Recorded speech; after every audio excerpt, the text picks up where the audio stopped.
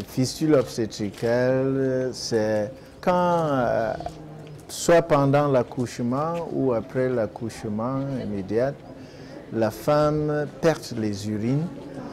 La fissure vésico-vaginale peut aller d'un petit trou jusqu'à une destruction totale du col de la vessie. Quand tu passes très près d'elle, tu sens l'odeur des urines. Quand elle passe, c'est tout le monde qui tourne la tête. Et vous imaginez ce genre de situation. Vous ne pouvez pas être heureuse. La fissure vésico-vaginale, c'est la meilleure façon pour le corps en fait, de résister à la mort.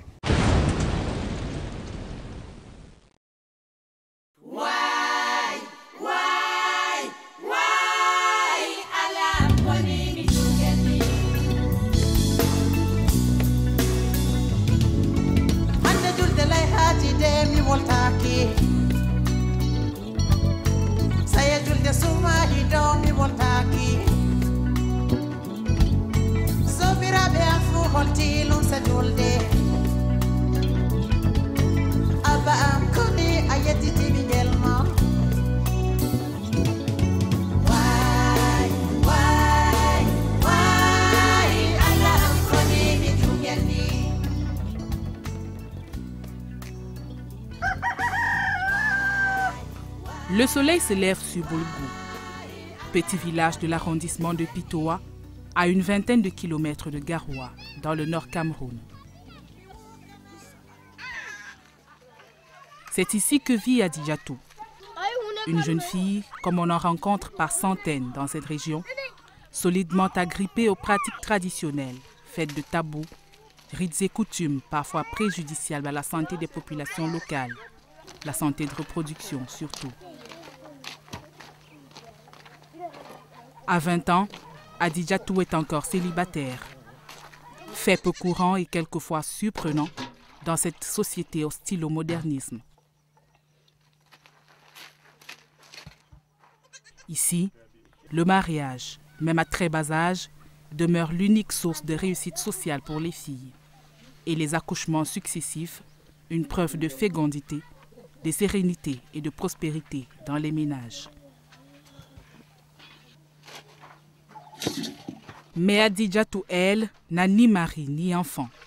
En réalité, elle vit un drame depuis près de 2 ans. Drame au départ secret qui très vite s'est su et répandu. Elle est porteuse de la fistule obstétricale. Après son grossesse, elle a resté ici 2 jours ici au village. Le troisième jour, on a retransporté à l'hôpital central de Pitoa. Bon, elle est partie dormir là-bas, une nuit là-bas, sans accoucher. On l'a transportée à Garoua. Bon, elle est partie accoucher là-bas. L'enfant est parti. Il est mort. C'est après ça que la petite fille n'a jamais été en bonne santé. Elle était comme ça, là, les urines sortaient en désordre, donc ça ne calait pas. Sa fistule, elle la traîne depuis lors comme une sorte de malédiction. Cette jeune fille, naturellement gaie et sociable, est devenue une paria dans le village et au sein de la tribu Fali à laquelle elle appartient. Quand les urines sortaient en désordre comme ça, là, donc souvent elle vient rester au milieu des gens, mais les gens ne voulaient pas qu'elle reste ensemble avec eux. Donc les gens quittaient, les laissaient seuls. Elle aussi, elle ne pouvait pas rester seule, donc ça nous continue seulement comme ça. Elle ne peut pas rester ici 1 heure de temps.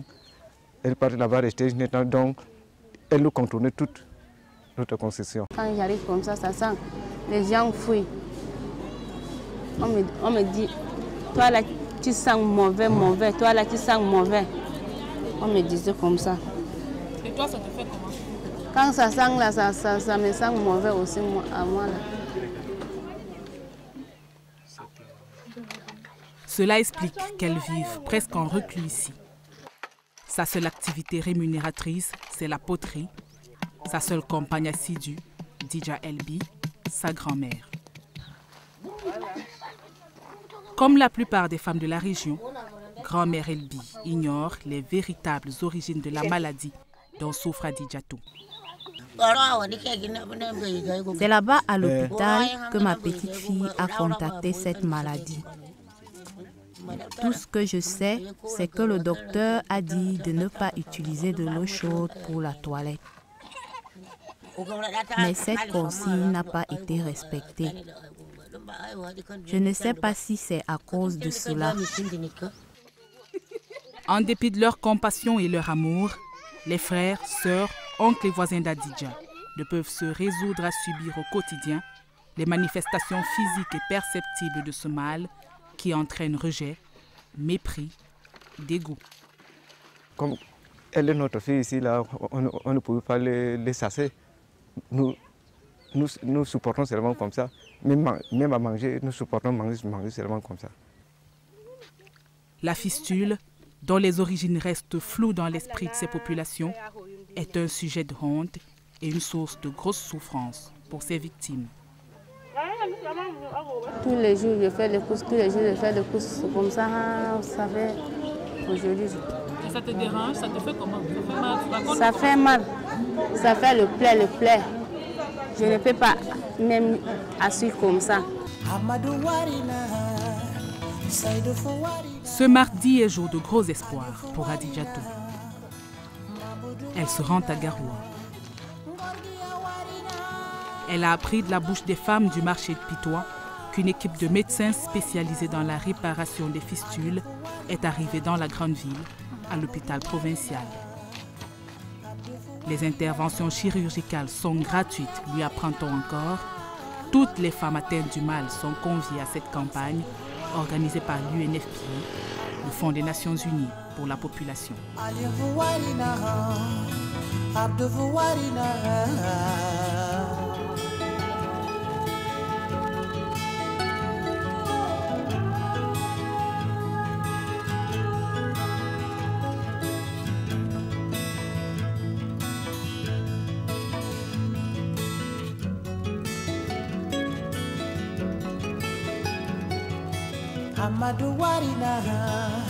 L'hôpital provincial de Garoua, c'est le site de la campagne pour la réparation des fistules.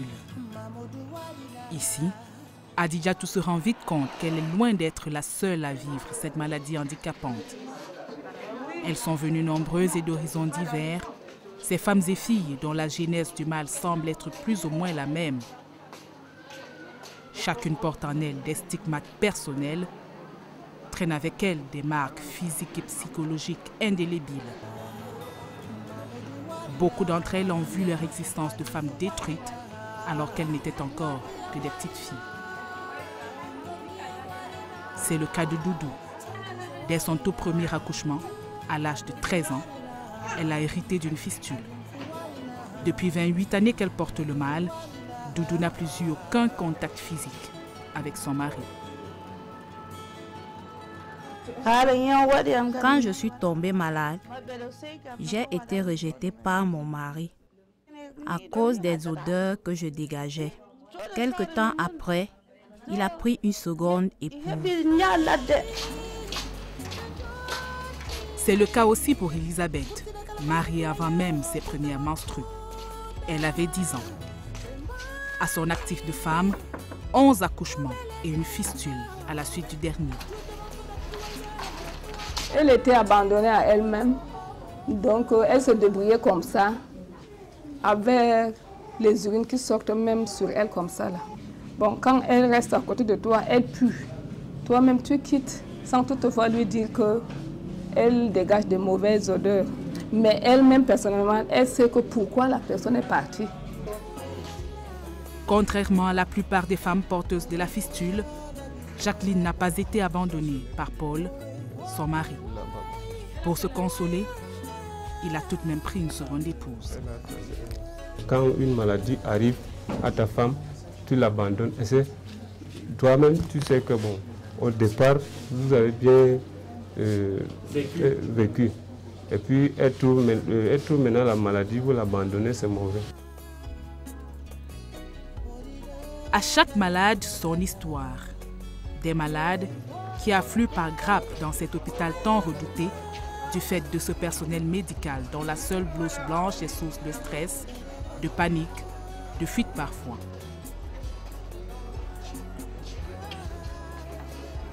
Bien que cela étant, il demeure pour ces femmes la seule et dernière source d'espoir. L'ultime rempart pour vaincre une maladie qui suscite chez certaines des idées suicidaires. Cela fait 3 ans que ça dure. J'ai tout essayé pour guérir. J'ai tellement souffert que si cette maladie continue, je préfère me donner la mort. Surprise par le nombre sans cesse croissant de malades, l'équipe médicale s'organise de manière méthodique. Au début, vraiment, nous qui sommes sur place, on avait même peur. On se disait, vraiment, on va trouver les femmes pour faire tant d'opérations. Mais dès le premier jour, nous, on a trouvé qu'on risquait même d'être débordés. De l'accueil au contenu des échanges, tout est mis en œuvre pour le respect scrupuleux des principes et cultures de la région. L'on sait bien qu'ici, la pudeur est de rigueur chez les femmes, d'où le rejet des visites prénatales. L'on sait aussi et surtout que les porteuses de fistules sont, comme a dit Djatou, minées par la honte et traumatisées. Beaucoup d'entre elles ont du mal à se montrer en public. L'approche psychologique des médecins est donc guidée par la conscience de ce que l'on ne doit en aucun cas rebuter, effrayer ou humilier ces malades particulières qui restent malgré tout réfractaires aux soins modernes. Tu as eu tes premières règles à quel âge?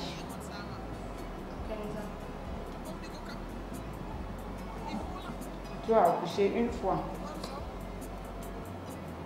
Elle ne répond pas facilement aux questions, mais on voit que c'est des femmes qui sont déterminées, qu'elles ont un problème. Parce qu'il y a certaines qui ont fait près d'une semaine ici à l'hôpital, on est obligé de les loger dans n'importe quelle condition. Elles sont prêtes à trouver une solution à leurs problèmes. Il faut te coucher. Venez avec les fesses.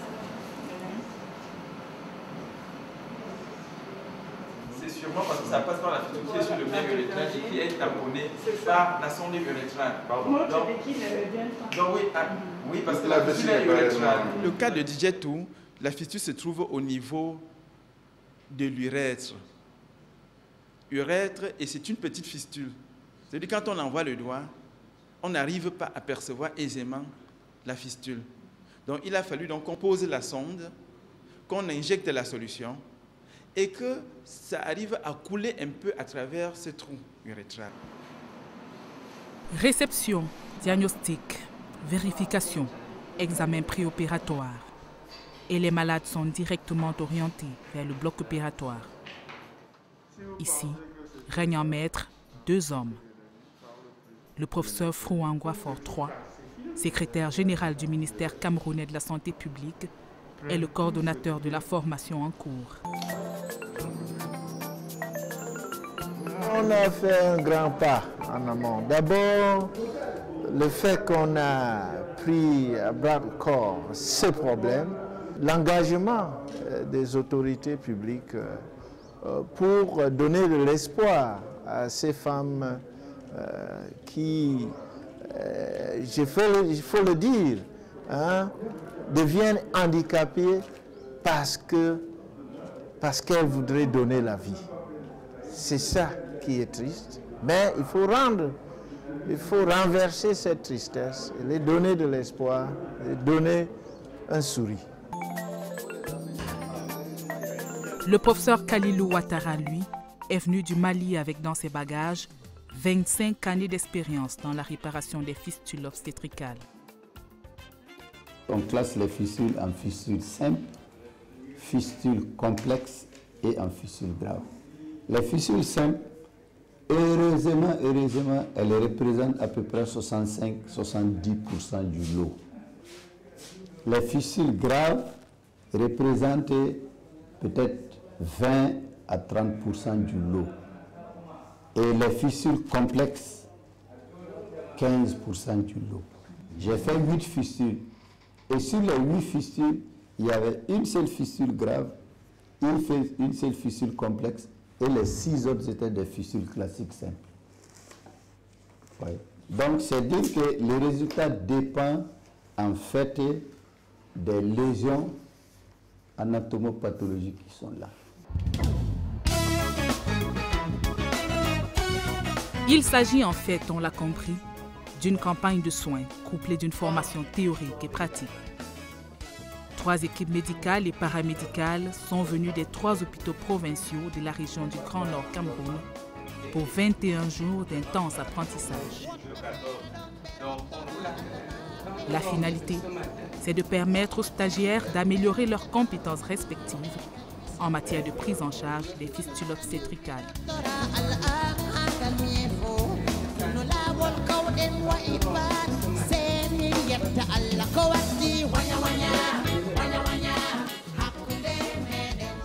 J'ai pu assister à des fistules qui sont assez difficiles parce que c'est ça vraiment qui m'intéresserait. Parce que les plus simples, je peux bien les gérer en Ngaoundéré, mais les compliqués, c'est-à-dire les fistules qui datent d'il y a 15 ans, 25 ans, 29 ans, on a eu, c'est celles-là qui sont plus difficiles. Et certains cas de complications, parce que là, il faut parler de complications aussi. Après l'opération sur les fistules, il peut y avoir des complications comme les ruptures d'urétère, n'est-ce pas? Nous avons vu réparer les ruptures d'urétère. Donc, je crois que d'ici 10 jours, quand nous partirons d'ici, nous serons assez armés pour pouvoir intervenir à notre niveau en Ngaoundéré. Lorsque nous avons la chance, n'est-ce pas, d'avoir comme consultant, comme formateur, un professeur chevronné, n'est-ce pas, tel que le professeur Ouattara, ça fait un réel plaisir.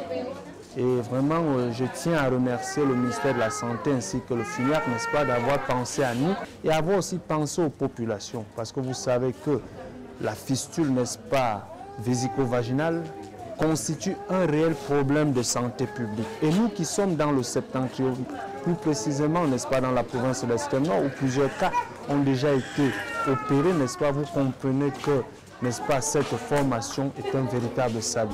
Nous, on pense aujourd'hui vraiment que le but est atteint parce qu'on est déjà à une 60aine de fistules, alors que dans les termes de référence, on doit en faire 100. On a encore 4 journées opératoires devant nous, ce qui est sûr. En termes de prise en charge, selon les termes de référence, ce sera atteint. Bon, en termes de formation, je pense que même ceux qui pensaient que ils ont déjà ils sont avertis, ils ont vu certaines astuces maintenant qui font que vraiment on opère la fistule avec un maximum de chances de réussite et un minimum de dégâts. Voici venu le jour J pour Adidjatou. La liste de malades enregistrés avant elle était longue. Elle a dû attendre ici plusieurs jours et, comme toutes ces femmes, dormir plusieurs nuits dans les salles aménagées pour la circonstance. Beaucoup d'entre elles sont venues de loin, très loin parfois. Est-ce que tu peux te marier? Est-ce que tu crois que tu peux te marier? Est-ce que tu crois que tu peux faire les enfants quand tu es malade comme ça? Je ne crois pas. Pourquoi? Parce que le genou coule là, je ne peux pas marier. Quand je marie, là, les gens me fuient. Pour qu'elle trouve un mari là, je ne sais pas, mais les gens venaient ici là, je ne sais pas ce que ces gens-là constatent. S'ils viennent aujourd'hui, s'ils le voient, comment elle se comporte, la personne ne vient plus. Chez la future opérée, c'est une angoisse mêlée de joie et de suspense. Dans quelques heures, peut-être, la fin de plusieurs années de souffrance quotidienne. Certes, le mythe persistant de la blouse blanche, des salles aseptisées, des seringues et du bistouri vient quelque peu tempérer son enthousiasme. Mais l'espoir d'un lendemain heureux l'encourage, autant que la réconforte la présence chaleureuse de son père, de son frère aîné et de sa tante préférée.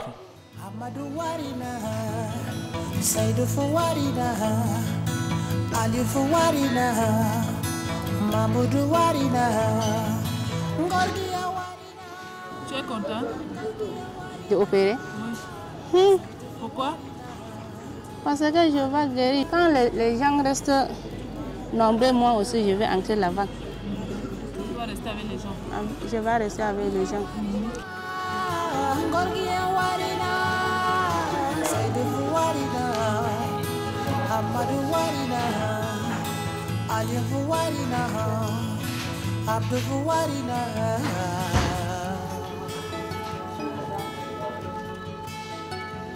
Et aujourd'hui, quand on va t'opérer et que tu vas guérir, là, tu vas faire comment après? Le choix de marier, c'est le moment pour marier, non? Tu penses déjà à quelqu'un? Oui. Il est à Maroua. Il s'appelle Moussa. Je l'ai raconté à Gassiga. Elle m'a donné la lettre. Elle dit qu'il veut qu'on se marie. Elle est venue chez nous pour se voir mes parents. Et est-ce qu'il sait que tu es malade? Non, elle ne sait pas.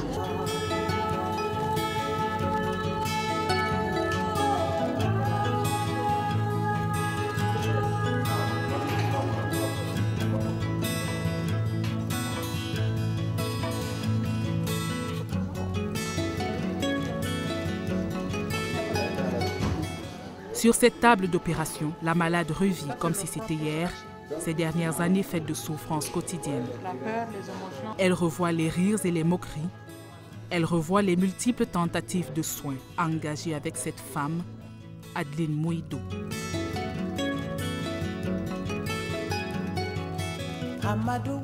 Adeline Mouido, c'est la coucheuse traditionnelle du coin.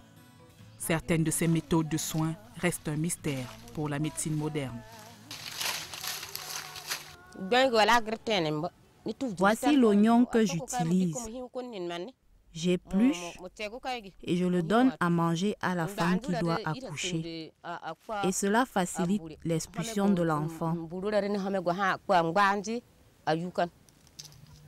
Son salaire d'accoucheuse se résume à 2 savons de ménage et un paquet de sucre. 1300 francs CFA environ. Pas toujours payé d'ailleurs. Pas de gants. Pas d'alcool. Juste un pagne ou une serviette pour accueillir le nouveau-né et une lame de rasoir pour couper le cordon ombilical. C'est entre les mains d'Adeline Mouido qu'Adijatou a vécu sa grossesse difficile il y a 2 ans. J'ai donné cet oignon à manger à Adijatou, mais le bébé remontait plutôt vers la poitrine. Nous avons attendu des jours sans succès et avons décidé de la transporter vers l'hôpital. Transportée en désespoir de cause à l'hôpital de district de Pitoa, à 10 km du village, la jeune fille, mourante, connaît pour la première fois une consultation médicale. Elle nous est arrivée en urgence et le diagnostic de disproportion fœto-maternelle a été posé. C'est-à-dire l'enfant était plus grand que le bassin pour pouvoir passer. Et la maman même présentait déjà des signes de fatigue, c'est-à-dire des signes de cétonurie. Nous avons pris la décision avec l'équipe qui était sur place de référer le malade rapidement à l'hôpital provincial de Garoua, où le malade pouvait être opéré immédiatement. Bien sûr, elle n'y est jamais arrivée à temps, par manque de moyens financiers. Cependant, sa souffrance durant le travail, son bébé mort-né et même cette fistule dont elle a hérité n'ont en rien altéré sa foi en la médecine traditionnelle. C'est qu'ici, ils sont nombreux les guérisseurs qui prétendent venir aisément à bout des fistules obstétricales. Les racines des arbres que je cherche pour les donner, je lui prépare ça d'abord, je prépare ça avec l'eau chaude, puis je lui donne ça pendant 3 jours. Ça n'arrête pas. Je peux lui ajouter pour 4 jours, que ce soit 1 semaine, avec la bouillie. Ça, c'est fini. Et depuis là, vous avez soigné combien de femmes? Mais c'est incontable quand même, parce que depuis même au village que j'ai commencé jusqu'à présent, même ici encore. Et qu'est-ce que vous leur demandez? Quand vous les soignez, qu'est-ce qu'elles vous donnent? Oui, je leur demande peut-être 5 000 francs, 6 000 francs. Les échecs successifs des traitements traditionnels, l'ignorance grandissante et la peur de l'hôpital ont permis à la fistule obstétricale et aux complications de la grossesse en général de prendre dans le Grand Nord Cameroun des allures de fléau. Les femmes qui souffrent de cette pathologie ne se dénoncent pas. Donc, parler de la prévalence de cette maladie dans le septentrion serait une aventure.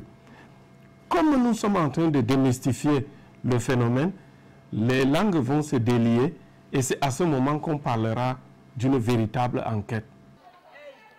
Les mariages et accouchements précoces y sont encore une réalité palpable, même chez les jeunes les plus modernisés. Les autres donnent leurs enfants à partir de 9 ans, 12 ans. Les enfants là-même n'acceptent pas. Pourquoi? Parce qu'ils disent que c'est l'école qui est leur mari. C'était l'an passé, il y a une camarade qu'on a fait la première année ensemble. Elle est partie en mariage cette année. On t'a dit pourquoi? Non. Elle voulait seulement se marier, elle ne veut pas continuer les études. En moins d'une heure, les médecins ont réussi à ôter à Dijatou ce qui lui apparaissait déjà comme le drame de sa vie entière. À l'hôpital provincial, les médecins sont désormais vus comme des faiseurs de miracles.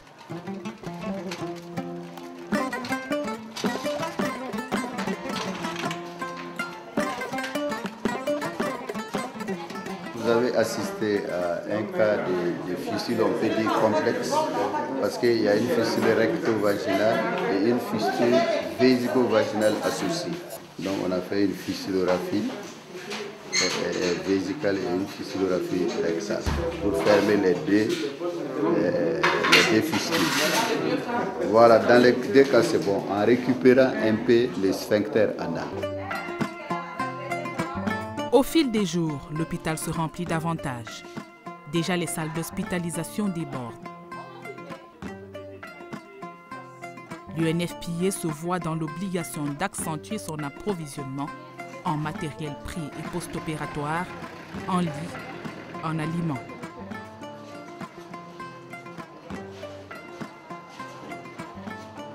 L'objectif visé à terme par le Fonds des Nations Unies pour la population est de doter les 3 hôpitaux provinciaux du Grand Nord de l'expertise et du matériel requis pour pérenniser cette croisade contre les fistules et toutes les autres complications de la grossesse. Le Fonds des Nations Unies pour la population qui appuie ici le ministère de la Santé donc à travers ce projet d'éradication, d'élimination de la fistule obstétricale a mis à la disposition de ces 3 hôpitaux provinciaux déjà une partie du matériel. Et c'est des équipements lourds. Je peux citer là, il s'agit des tables d'examen, il s'agit des paravents, il s'agit également des lits d'examen. Nous avons aussi parmi des tambours, des matériels pour la stérilisation des instruments. Nous pouvons également avoir des chariots et des tables d'examen. Donc nous attendons ici d'un moment à l'autre parce que l'UNFPA l'a promis et va le faire. On aura des boîtes d'instruments qui seront là d'un moment à l'autre pour pouvoir faire cette chirurgie et également du matériel d'anesthésie. C'est un apport inestimable pour l'hôpital parce que ce matériel ne sert pas qu'aux fistules, certains. C'est le matériel courant des chirurgiens gynécologues. Donc, je dis que c'est très bienvenu. C'était vraiment un moment où il fallait qu'on regarde ce problème de très près. Et qu'un bailleur comme celui-là qui a des gros moyens nous aide, c'est quelque chose de salutaire, j'allais dire. C'est un regard vraiment de satisfaction. Parce que ce n'est que le début. Ils ne vont pas partir, on se croise les bras. Mais au moins on aura les bases pour prendre en charge ce genre de problèmes. Et nous allons nous organiser pour que les pouvoirs publics n'attendent pas toujours les bailleurs pour prendre en charge parce que nous pensons que c'est possible. Il s'agit aussi en amont de convaincre les populations pauvres et traditionnalistes de la nécessité des soins obstétricaux et surtout des soins obstétricaux d'urgence, les SOU. La santé de reproduction, volet cible pour l'institution, bénéficie déjà, comme ici à l'hôpital du district de Lac-d'Eau, d'une attention particulière. Il y a actuellement 2 médecins à l'hôpital du district de Lagdo qui sont capables de faire les interventions chirurgicales. Il y a un personnel infirmier qui est qualifié. Au niveau de la capacité d'hospitalisation, l'hôpital a environ 60 lits. Et puis en ce qui concerne le matériel technique, nous avons bénéficié, grâce aux dons de l'UNFPA, d'un matériel assez important qui nous permet donc de pouvoir résoudre la grande majorité des problèmes. L'UNFPA, partenaire de l'État camerounais, voudrait inverser la tendance actuelle des chiffres. Ils font état dans le pays de 669 décès maternels pour 100 000 naissances vivantes.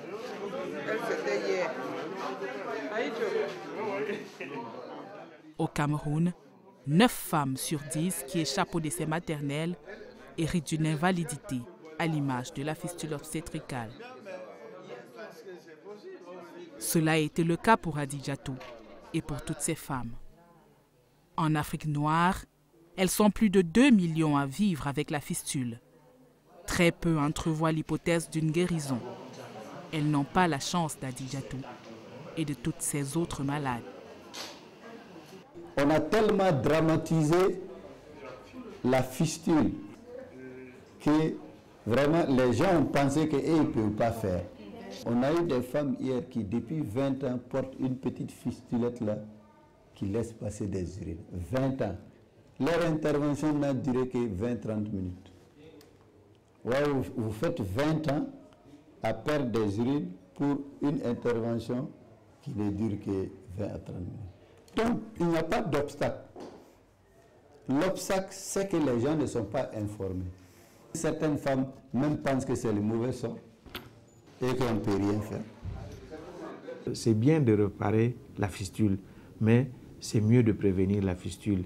Et nous pouvons les prévenir. D'abord, il faut un cadre législatif qui fait que ça protège quand même la femme, pour qu'on ne voit pas des petits-enfants de 12 ans qui vont en mariage. Il faut au moins pousser à 18 ans ou 20 ans, l'âge légal du mariage. Deuxièmement aussi, il faut former le personnel de santé. Il y a des mesures préventives lorsque la femme vient accoucher. Aussi également, c'est la prise en charge de toutes les complications de l'accouchement qui peuvent également aussi arriver. Et puis aussi des activités comme la planification familiale qui permet à la femme ou au couple d'espacer quand même les naissances et d'avoir un nombre acceptable d'enfants ou bien supportable pour la famille. Et puis à l'éducation, la sensibilisation, je pense qu'il y a tout un arsenal de mesures, sans bien entendu oublier aussi l'amélioration du plateau technique des hôpitaux. C'est bon, c'est très bien, vraiment il n'y a pas de problème, c'est bon. Donc toute cette rangée-là, bon, vraiment, bon, on peut dire que ça va. Des malades, désormais habités par l'espoir de se voir bientôt déchargés de la honte, du rejet et du silence qui caractérisent le quotidien des porteuses de fistules. Je suis content parce que le joli ne sera pas encore sur moi. Maintenant, j'attends mon sac pour il venait pour me marier. Une vie sociale normale, une simple vie de femme et de mère, pourquoi pas bientôt? En fait, ce n'est plus un rêve, mais un projet.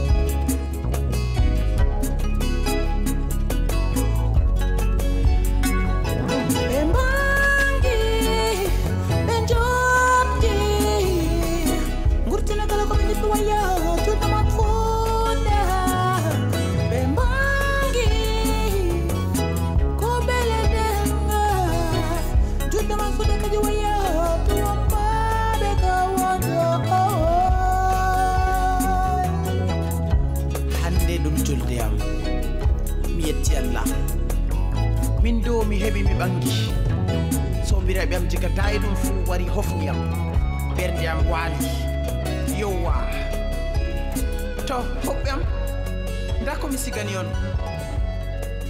tasɓa laalo bubuɗo follere ɓokko wala ko wala hande ɗo